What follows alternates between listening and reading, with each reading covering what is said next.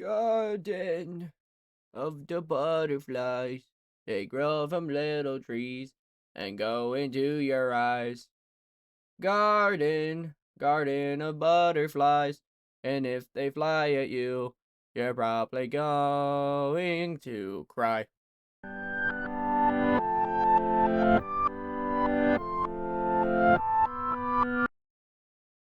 Hello everyone, my name's Stonsey Boy and welcome back to Reading with Stonsey. Today we are starting our new book, The Butterfly Garden. My sister-in-law and my sister both are really into this book. If you guys are curious of why I'm reading it. Just simply put, they're really into it, so you know what? I'm into it. It's like one of those things, you know? This should be a kind of short series. I think it only has, well, actually, never mind. This is going to be a longer series. My bad. I didn't check beforehand. This has 276 pages, which equals to about 10, 13, 14 episodes? I'd like to say. Yeah, 14 episodes. Some long, some short. But that's what you should expect out of, out of something like this. But yeah. So, without further ado or further interruption, because I like playing Cookie Clicker a lot, let's begin. The Butterfly Garden.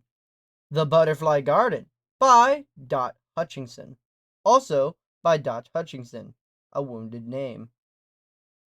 To Mom and Deb, because you are halfway through answering the question before you, realize how deeply disturbed it was and because everything else. 1. Or I guess part 1. The texts tell him the girl on the other side of the glass hasn't said a word since they brought her in. It doesn't surprise him at first, not with the trauma she'd been through, but watching her now and behind the one-way mirror, she starts questioning the assessment. She hits slumped on the hard metal chair, chin resting in the bandaged hand on the other, traces nonsense symbols onto the surface of the stainless steel table. Her eyes are half closed, deep shadows bruising the skin beneath. Her black hair is dull and unwashed, scraped back by a messy knot. She's exhausted, clearly. But he wouldn't call her traumatized. Sipping his coffee, FBI agent Victor Hanoverin studies the girl and waits for the team to arrive. At least his partner, anyway.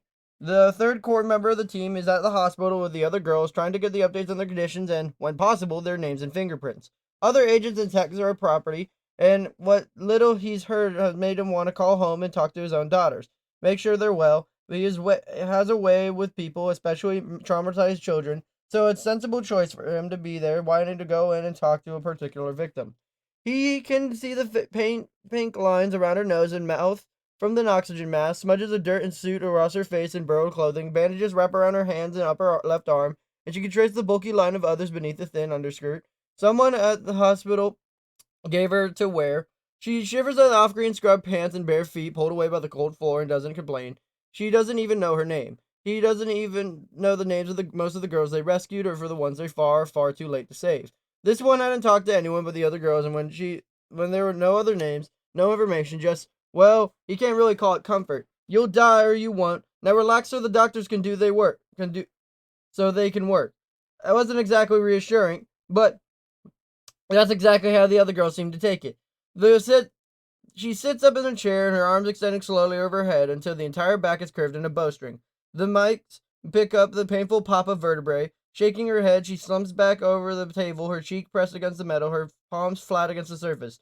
She's facing away from the glass, away from him. The other she knows must be there, but the angle offers another piece of interest: the lines. The hospital gave him a picture of it. He can see just the edges of the brilliant colors peeking against the back of her shoulder. The rest of the design is harder to see, but the undershirt isn't thick enough to obscure it completely. He pulls the picture from his pocket and holds it up against the glass, looking between the glossy paper and what he could see the design of the girl's back. It would be significant but one of the girls have them. Different colors, different designs, but all the same in essentials. Do you think he did that to them, sir? Asked one of the techs. Watching the girl on the monitor, the camera is aimed for the other side of the interview room, showing the large view of her face, her eyes closed, her breath slow and deep. I guess we'll find out. He doesn't like to make suspicions, especially when they know so little yet. This is one of the very few times in his career when they found so much worse than they would have envisioned. He accustomed to thinking the worst. When the child goes missing, your work is your ass off, but don't expect to find the poor thing alive in the end of it. Maybe you hope, but don't expect.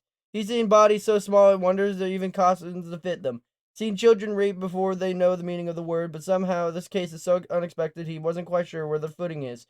He doesn't know how old she is. The doctors guess 16 to 22, but it doesn't help him much. As young as 16, she would probably have representative from Child Services, but they've already swarmed the hospital and made things difficult. They have valuable and necessary services to provide, but that doesn't get them out of his way. He tries to think of his daughters. What would they do if they were locked in a room like this girl, but none of them were self-contained? Does this mean she's older, or that she's had more practice and seem unaffected? Have we heard more of Edison and Ramirez yet? He asked the text, not taking his eye off the girl. Edison's on his way up. Ramirez is still in the hospital with the parents of the youngest girl. One of the women reports. Yavoine doesn't look at the girl in the room. Not even the monitors. There was an infant daughter at home. Victor wonders if he would pull her off. This is only her first day back, but he decides she'll say something if she can handle it. She says one who triggered the search. Only been a couple of days. Disappeared from the mall while shopping with her friends. They said he went to the dressing room area and switched sizes, but never came back. One less person to find. They'd taken pictures of the hospital, the other girls, even the ones who died en route to their arrival, and were running them through the missing persons database. It will take time for results to come up, though. When agents and doctors asked what are the patterns shape for their names, they turned to look for the girl, clearly the leader among them, and most said nothing. A few seemed to think it was more into dissolving into sobs that brought the nurses running. But not this girl in the interview room. When they asked her, she just turned away. As for anyone can tell, this is one girl with no interest in being found, which makes some of them wonder if she's a victim at all. Victor sighs and drains the last of the coffee, crushing the cup before tossing it in the trash bucket by the door. He'd prefer to wait in the Ramirez, another female in the room, always helpful in circumstances like this. Can he wait for her? There's no telling how long she will be with the parents if other parents will flock to the hospital once the photos are released to the media. If they're released to the media. He amends with a frown. He hates that part. Hates plastering the pictures of the victims across television screens and newspapers, so there's ever a way for them to forget what happened to them. At least they can wait until they get missing persons data. The door opens and slams shut again behind them. The room is soundproof, but glass rattles slightly, and the girl sits up quickly, eyes narrows in the mirror, and presumably the one who she has to know are behind it. Victor doesn't turn around. No one slams the door quite like Brandon Edison. Anything? They match a couple of fairly recent reports, and the parents are on their way. So far, it's all East Coast. Victor pulls the picture of the glass and puts it back into the pocket of his jacket. Anything else on our girl? Some of the others call her Maya after she was brought here. No last name. Real name? Edison snorts. Doubtful. She struggles to zip his jacket over his Redskins t-shirt. Once the response teams found the survivors, Victor's team was called in from the duty to handle it. Given Edison's states, Victor most gratefully were there no naked women on the shirt. We've got a team going through the main house to see if the bastard kept anything personal. I think we can both agree that he kept some very personal things of theirs. Perhaps remembering that he saw the opportunity, Edison didn't argue. Why this one, he asked. Ramirez says that the others do not talk badly injured. More frightened, maybe more willing to talk. This one looks like a tough nut. The other girls looked at her. I want to know why. They must be desperate to get home. So why do they look at their choose not to answer questions? You think she might be part of this? Well, what we need to find out. Picking up a bottle of water from the counter, Victor takes a deep breath. All right, let's go talk to Maya. She sits in the chair and they walk into the interview room, gauze covered fingers laced together across her stomach. It's not as defensive as posture as he would expect, but it's clear his partner's scowl is thrown by it as well. Her eyes flick over them, then taking in detail the filling away thoughts. None of these show their face. Thank you for coming with us, she greets her, glossing over the lack of choice she'd been given. This is Special Agent Brandon Edison. I'm Special Agent in Charge, Victor Van Hoveren. The corner of his mouth ticks upwards in a fleeting movement that could really be called a smile. Special Agent in Charge, Victor Hanover, she repeats, her voice hoarse with smoke. Quite a mouthful. Would you prefer Victor? I don't really have a preface, but thank you. He unscrews the cap, hands down the bottle of water, using the moment to adjust his strategy. Definitely not traumatized, but shy either. Usually there's another part of the introductions. The helpful tidbits, she says, like you weave baskets and take long trips, and Edison likes to talk the streets, and he was in a mini. Edison growls and slams his fist on the table. What is your name? Don't be rude. Victor bites his lip against the temptation to smile. It won't help the situation, certainly won't with the help partner's state of mind, but the temptation is there in the same. Would you please tell us your name? Thank you, but no, I don't believe I care to share that. Some girls called you Maya. And then why did you bother to ask? He hears Edison's sharp intake of breath, but ignores it. We'd like to know who you are, how you came here. We'd like to help you get home. What if I said I don't want your help to get home? I'd wonder why you didn't get home before this. Well, there's not a quiet smile, and a flicker of an eyebrow that might have been approval. She's a beautiful girl with golden brown skin and pale brown, nearly amber eyes, but not soft. A smile would have been earned. I think we both know the answer to that, but I'm not in here anymore, am I? I can get home from here. And where is home? I'm not sure if it's there anymore. This isn't a game, Edison snaps.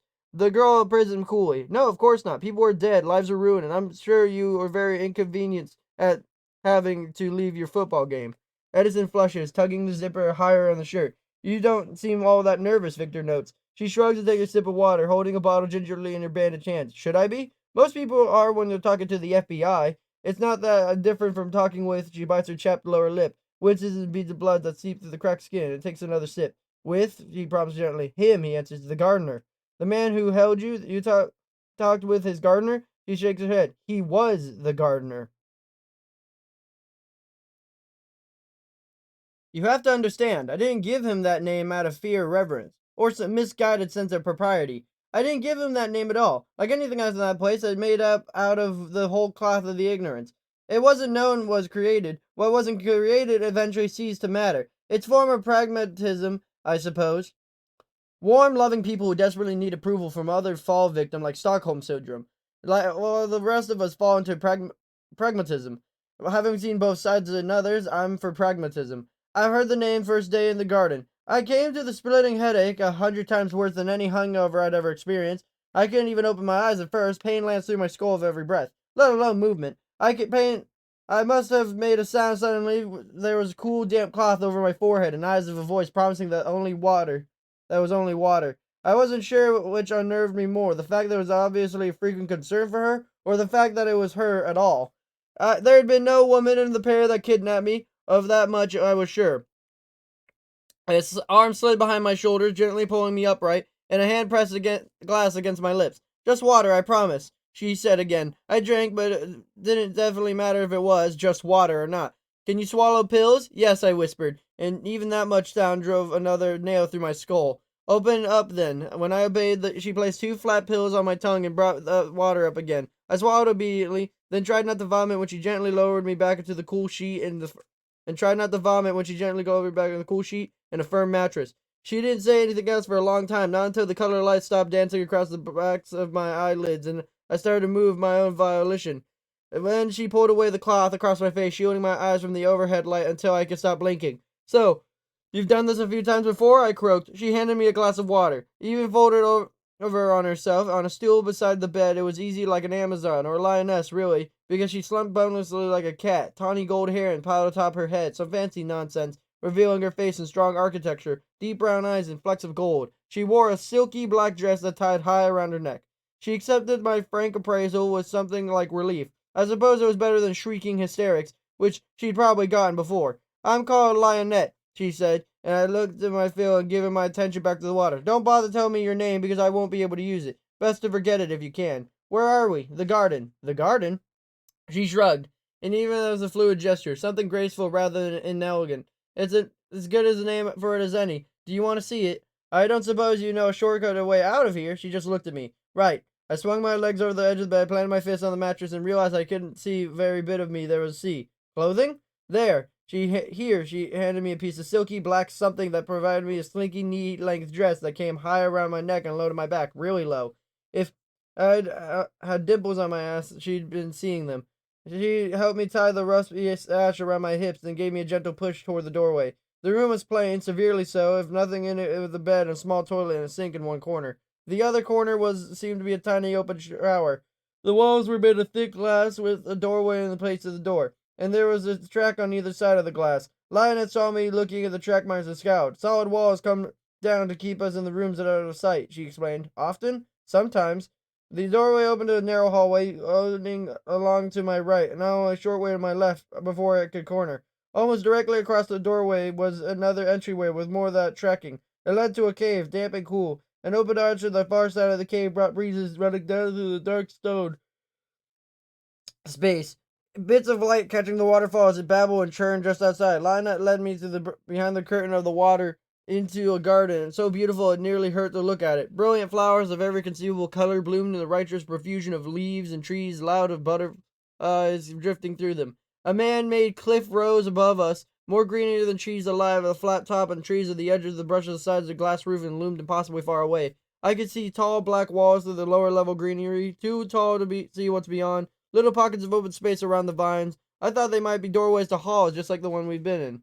The atrium was massive, almost overwhelming in the sheer size before you even looked at the riot of color. The waterfall filled into a narrow stream that meandered through the small pond decked in the water lilies, white in sand paths tracking through the greenery to those other doors. The light through the ceiling was deep lavender, streaked through the rose of the indigo evening. Had been a bright afternoon when I was taken, but somehow I didn't think it was the same day. I turned the slow circle, making it all in. But it was too much. My eyes couldn't see half of what was there. My brain couldn't process half of what I saw. The fuck? Lionette actually laughed. Hard sound abruptly cut short, as though she was afraid anyone might hear it. We call him the gardener, she said dreadfully. Apt, no? And what is this place? Welcome to the butterfly garden. I turned to ask her what she meant, but then I saw it. She takes a long sip of water, rolling her bottle across her palms, then she shows no sign of continuing. Victor gently taps the table to get her attention. It? She prompts. She doesn't answer. Victor pulls the photo from his jacket laying on the table between them. It? He asks it again.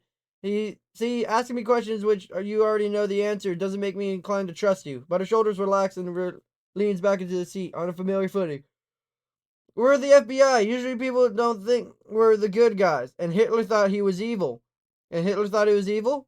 Edison lurches at the edge of the seat. You're comparing FBI to Hitler? No, I'm engaging the discussion about perspective and moral relativity. And when they got a call, Ramirez went straight to the hospital, and Victor came to the coordinate and divulged the incoming information. Edison was one of the tour the property. Edison always reacts to horror and temper. And with that thought, Victor flicked his eyes back to the girl on the other side of the table. Did it hurt? Like hell, she answers, tracing the lines in the photo. The hospital says it's a few years old. You make it sound like a question. A statement seeking confirmation, he clarifies. And this time, the smile creeps out. Edison scowls at him. Hospitals are many things, but completely incompetent doesn't tend to be one of them. And what the hell does that mean? Snaps Edison. Yes, it's a few years old. She recognizes the patterns now from years asking his daughters about report cards and testing his boyfriends. He lets the silence hang over a minute, then two, and watches the girl carefully flip the photo over. The shrinks of the larger team would probably have a thing or three to say about that. Who did he have to do it? The one person in the world he could trust without reservation. Multi-talented man, Vic. Uh, Without taking his eye off the girl, Victor kicked his legs in front of the partner's chair, jarring him. He rewarded with a suggestion of a smile, not a real thing, not even a ghost of it really, but something like it. The girl peeks under the edge of the gauze tape around her fingers, fashioned like gloves rather than mitts. The needles make a hell of a sound, don't they? And it's not what you choose, but it's a choice. Because there is the alternative. Death, Victor says. Worse. Worse than death? But Edson pales and the girl sees, and rather than mocking him for it, she gives him a solid nod. He knows, but then, you haven't been there, have you? Reading about it isn't the same. Though it's worse than death, Maya. He scraped the nail under the fresh scab of the index finger, peeling it away at dots of blood bosom against the gauze. You'd be amazed at how easy it is to get a tattoo equipment. For the first week, there was something slipped into my dinner each night to make me docile. Lionette stayed with me during the days, but the other girls, which were apparently more than few, stayed away. This is normal, she told me when I remarked it over lunch. The weeping thing stretches everyone out, she said, around the mouthful of salad. Whatever else was said of the mysterious gardener, she provided excellent meals. Most prefer to stay out of it until we know how the girl is going to settle in. Except for you. Someone has to do it. I can put up with the tears if I have to. Then how grateful you must be that I haven't provided you with any. About that, Lionette stabbed a strip of grilled chicken and twirled her fork. Have you cried at all? Would there be a point to doing so? I'm neither going to love you or hate you. Let me know. I'll try to behave accordingly. She gave me a fierce smile, all her teeth showing. Keep that attitude, and don't do it with him. Why does he want me to sleep? Why does he want me sleeping at night? Precautionary measures. There's a cliff right outside, after all. And with made me wonder how many girls have thrown themselves over and they implemented those precautionary measures. I've tried to gauge the height of the man-made monstrosity. 25, maybe 30 feet. Was that high enough to kill someone on impact? I'd grown accustomed to waking up in the empty room when the drugs wore off. Lionette sitting on the stool beside the bed, but At the end of the first week, I woke up on my stomach on the bench with hard padding and a stringent smell of antiseptic thick in the air. It was a different room, larger than metal walls, rather than glass, but it had someone else in it. I couldn't see at first, not with the drugged sleep still seaming my eyelids together, but I could still see someone else there. I kept breathing slow and even, straining to hear, but had a hand settled on my bare calf. I know you're awake. It was a man's voice, strange and cultured and mid-Atlantic cast to it. A pleasant voice. A hand smoothed up my leg, over my ass, and along the curve of my back. Goosebumps prickled as it waked, despite the warmth of the room. Prefer you to lie very still, otherwise we will have the cause to regret it. When I tried to turn my head toward the voice, the hand moved back to the skull and keep me still. I prefer not to bind you for this. The ruins of the line of work. Can you feel it cannot remain motionless? I'll give you something that will guarantee it again, and prefer not to. Can you be still? For? I asked almost in a whisper. He tucked the glossy soft blues piece of paper into my hand. I tried to open my eyes and keep, but the sleep meds them gump up more than usual in the morning. If you're not going to start right now, may I please sit up? The hand stroked my hair, fingernail scraping slightly against my scalp. You may, he said, startled. He did, however, help me sit up on the bench. I rubbed the crystals from my eyes and looked down at the picture of my hand, aware of how the hand kept caressing my hair. I thought of Lionette and the other girls I'd seen from the distance. I couldn't say I wasn't surprised. Creeped out, but not surprised. He stood behind me, the air thin and filled with a spicy cologne. Understand, probably pricey. In front of me was its full Tatoos setup, the inks arrayed in a standing tray. It won't be the full design today. Why do you mark us? Because the garden must have its butterflies. Any chance we could leave that metaphorical? He laughed, a full, easy sound. This is a man who loved to laugh, and he didn't find as much to do as he liked. And there was therefore always delighted by the opportunity to learn things over time, and that was one of the biggest things I learned about him. He wanted to find more joy in life than he did. Small wonder my Lionette likes you. You are fierce spirit, much like she is. But I didn't have an answer to do that. Nothing like that makes sense anyways. He carefully hooked his fingers over my hair, pulling back over my shoulders, and picked up a brush. He worked it through my hair until there was a single knot to be found. And even after, I think, he enjoyed it as much as anything else, really. It's simple pleasure brushing someone else's hair, being allowed to. Eventually, he pulled it into a ponytail and wrapped it into elastic, then coiled it into a heavy bun, secured it in the scrunchie and rubber-tipped pins. Back onto your stomach now, please. I obeyed, and as he moved away, I caught a glimpse of pressed khakis and a button-down shirt. He turned my head and face away from him, my cheek pressed against the black leather, and placed my arms loosely at my sides. It wasn't quite comfortable, but it wasn't entirely uncomfortable either. When I steel myself not to jump or flinch, he slightly scabbed my rear. Relax, he instructed. If you tense, it'll hurt more and take longer to heal. I took a deep breath and forced my muscles to unclench.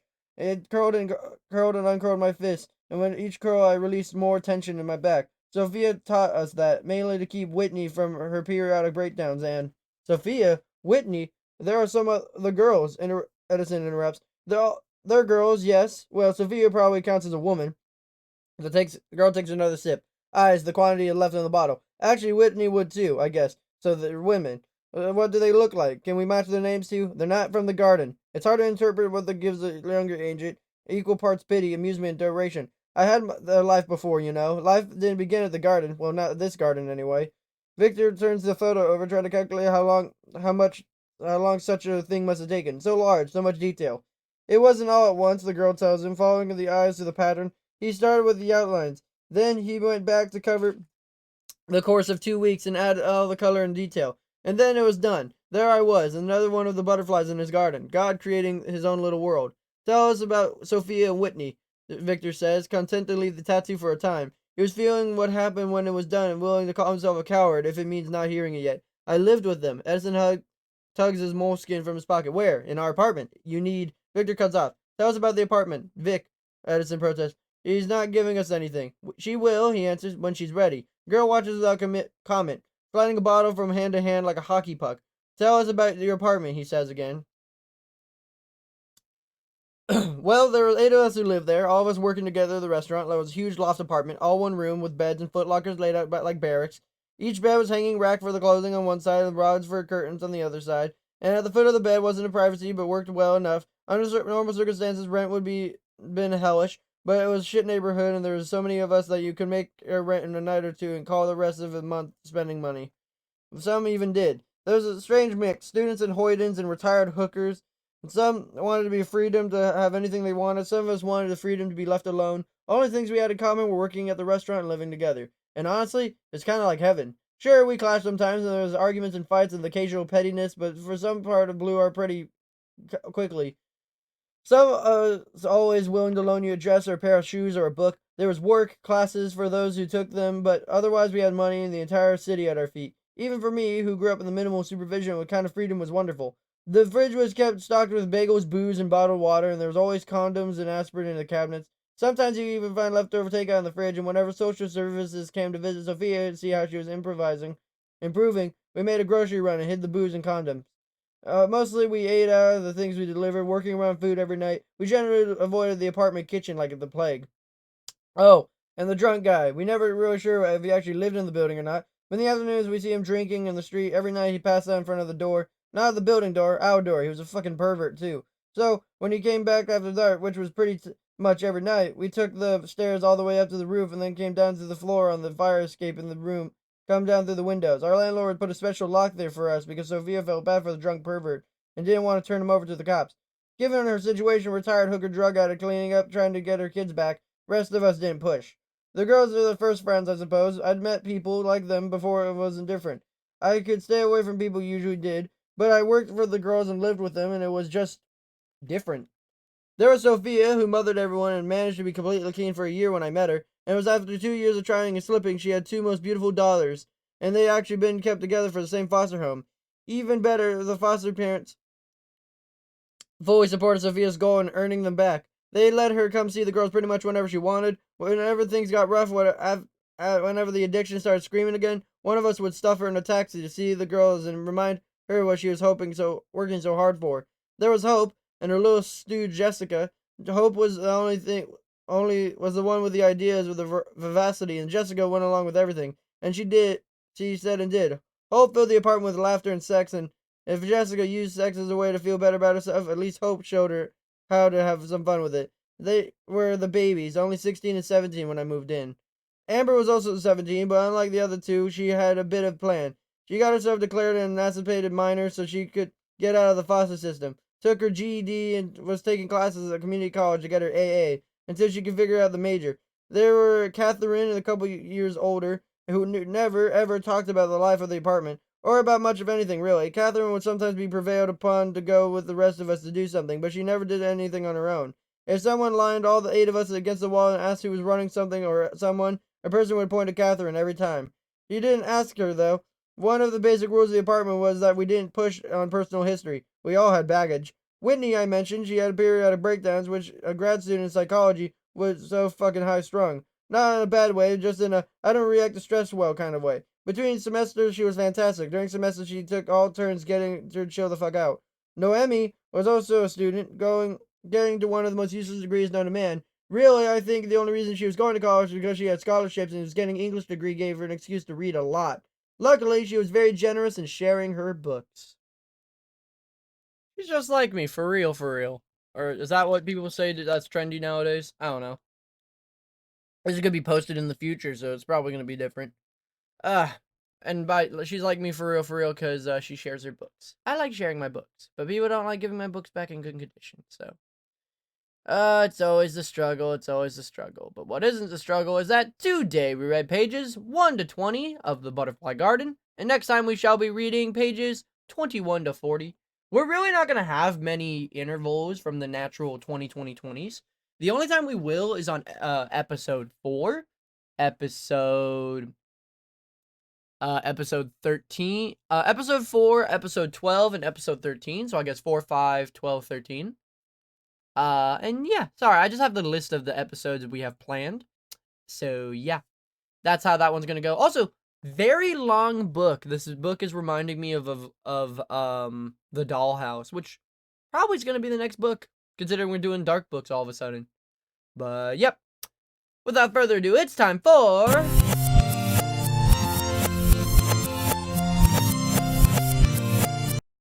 Reading Corner of the Day, doing it up Stonsey's way, Bob. Today we are learning about the bull mastiff. It looks like a taller pug, but like not in a good way. It looks like it just looks sad, really. But before I shouldn't have an opinion on something, or really should have an opinion on anything I think I'd be interested in, I should learn of its history. Not only does it make me look smart in front of my mom, my dad, my sister, my brother, or heck, even the tree outside my house that still has Christmas lights because I'm lazy. But it also makes me more intelligent. Now, intelligence doesn't necessarily lie in knowing things. It also comes in by knowing things and teaching them to others. That's why some of the smartest people you meet is teachers and doctors. However, not all teachers and doctors are smart because they're not socially energetic. That's why when people are like super smart, but they refuse to teach anyone or like, talk to people, and they'd rather be rude or be like, I'm the best. I kind of look at them a little strange because I'm like, then you're not smart. Because intelligence lies in knowing how to be communicative and being intelligent. You can't do everything in the world yourself. Rome wasn't built in a day because, well, simply put, if it was, it'd be impossible. Now, the history of the bull mastiff is that although the mastiff is one of Britain's oldest breeds, its intermediate descendant, the bull mastiff, is probably the fairly recent development. It is true that occasional references to the bull mastiff or crosses of the mastiff and bulldog can be found as early as 1791. However, no evidence exists that the strains are bred on. The documented history of the bull mastiff begins near the end of the 19th century when poaching game in the large estates had become such a problem that the gamekeepers' lives were endangered. They needed a tough, courageous dog that would wait silently as a poacher and his dog approached, attack on command, and subdue and maul the poacher. The mastiff was not fast enough, and the bulldog was not large enough, so they crossed the breeds in an attempt to create the perfect dog, the aptly named Gamekeeper's Night Dog.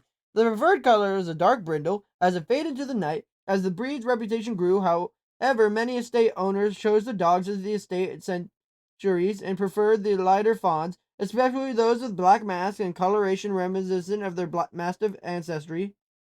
Breeders began to aim for pure breeding strain rather than relying upon repeating crosses between the Mastiff and Bulldog. They worked for an ideal animal that appeared to be 60% Mastiff and 40% Bulldog. By 1924, the breed was deemed to be pure and recognized by the English Kennel Club and English Kennel Club. American Kennel Company, or AKC, recognition followed in 1933. So this dog killed poachers. So this is a very environmentally friendly dog. Cool. What's the temperament? How do I keep my environmentally favored dog in check? Well, the temperament of the Bull Mastiff is that the Bull Mastiff is gentle and quiet, a devoted companion and guardian. It's not easily roused, but once threatened, it's fearless. It is stubborn and it cannot easily be goaded into action against its will. Some can be aggressive towards strange dogs. Males especially tend to not tolerate other males. They're good with children, but would be raised with them. The Bull Mastiff needs a firm but loving home. Is not for fragile or timid owners. Okay, that's me. So, what's the upkeep? How do I keep this dog in check? Or, like, how do I keep this dog up and running and bold and yet protective? Well, the upkeep you would need for the Bull Mastiff is that it's a big dog and needs daily exercise to stay in shape. It needs are moderate, however, can be met with walks on a leash and short romps. It does not do well in hot, humid weather and generally should be kept. Oh, I just blinked. That's weird. Should be kept as an indoor dog. It needs a soft bed and plenty of room to stretch out. It drools, some snore. Goat care is minimal. All right. Now, if you're a child, please cover your ears. If you are an adult or teenager and you want to know about the Bull Mastiff, or if you want to know the health concerns of the Bull Mastiff, we're going to be talking about the major, minor, what concerns, what they're occasionally seen with, their suggested tests when you take them to the doctor, and their lifespan. Major concerns are the gastric torsion, CHD, and elbow dysplasia. Minor concerns are entropin. They're occasionally seen with hemangiosarcoma, osteosarcoma, lymphosarcoma, mast cell tumors, cardiomyopathy, SAS, hypothyroidism. Suggested tests when you take them to the doctor is hip and elbow, also the eye, and their lifespan is 8 to 10 years. Now imagine you don't see these pictures in front of you. What's the form and function? What do they do and how do they look? Well, this nearly square breed should be powerful and active, a combination of strength, endurance, and alertness. It should appear at about 60% Mastiff and 40% Bulldog. Its gait is smooth and powerful, and its angulation is moderate. Its coat is short and dense, and expression keen and alert. These attributes allow the Bull Mastiff to both overtake and overpower intruders. Now, for the final section of today's video, it's the tier list. 5 is the best, 4 is better, 3 is average, 2 is worse, and 1 is the worst unless it comes to grooming. Now, energy level and playfulness is a 1. Very little energy and playfulness. Exercise requirements is at a 2, so not much. Affection level is at a 3, so pretty average. Friendliness towards dogs is at a 2, so not as friendly. Friendliness towards other pets is at a 4, so very friendly towards other pets. Friendliness towards strangers and their ease of training is out of 1, which is good and bad. Watchdog ability and protection ability are out of 5, so this dog seems to be more of a protector than a family dog. Grooming requirements is out of 1, which is always great. Cold tolerance is out of 3, which is average. Heat tolerance is out of 1, which is not good. The weight of a healthy male bull mastiff should be 110 to 130 pounds, and a female bull mastiff should be 100 to 120 pounds. The height of a male bull mastiff should be 25 to 27 inches, and a female bull mastiff should be 24 to 26 inches, because if it was feet, we'd be living in a world of giants. Wow, for anyone who's seen Hercules, you might know this one. Is this breed in Hercules? I feel like that's right. I haven't seen the movie in forever. But it is the breed we're going to be talking about in the next episode of the Butterfly Garden. So, hope you guys have a super fantastic, wonderful day. Be polite, be efficient, make sure to like, comment, and subscribe. I hope you guys enjoyed today's video, and I'll see you guys next time. Bye-bye!